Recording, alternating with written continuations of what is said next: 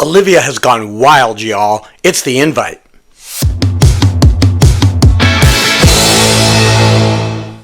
Welcome back to Glenn Hates Everything. This is the channel that proves that despite what my friends say, I don't really hate everything.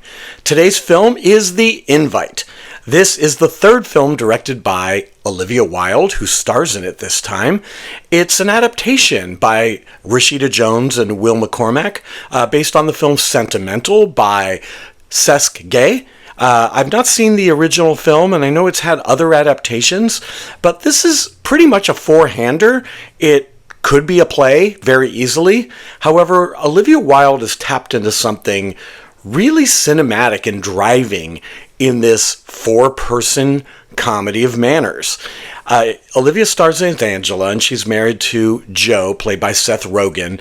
And from the outset, after a really cool Thomas Crown Affair type opening credits sequence, we learn very quickly that their marriage isn't all that it's cracked up to be. They're having some problems. I'm not going to spoil too much, but Angela announces to Joe that she's invited the neighbors in their building. It's Pina, played by Penelope Cruz, and Hawk, played by Edward Norton. They are a couple. They're not married at this point. And they've invited them over. Joe is kind of annoyed because they make a lot of noise. Angela's invited them over because they make a lot of noise renovating their apartment. And so it's a way to kind of break bread and understand each other. But Joe is not having it. He really doesn't want this dinner party to take place.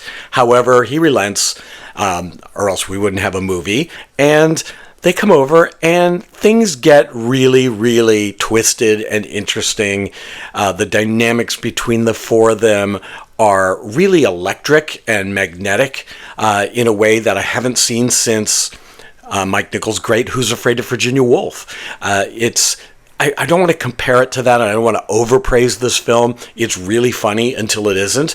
And then its dramatic parts are very impactful as well.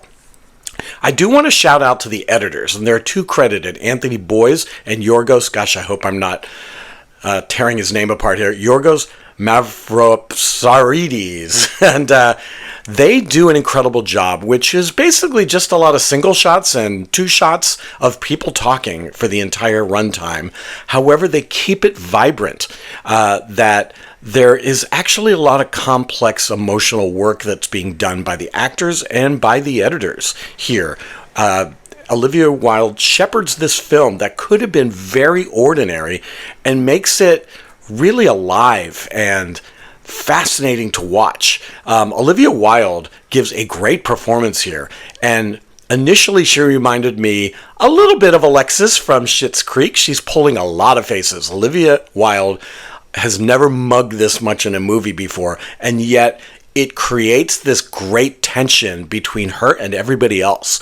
She's really the sort of driving force of the movie, helping us navigate through all these various tones and moods and thoughts that the characters have. Edward Norton is kind of hilarious. I've never seen him feel so relaxed into a role. He just kind of quietly navigates through this film in a way that Olivia Wilde doesn't. She's very loud. He's kind of soft and yet strangely commanding. Same goes for Penelope Cruz, who plays a therapist.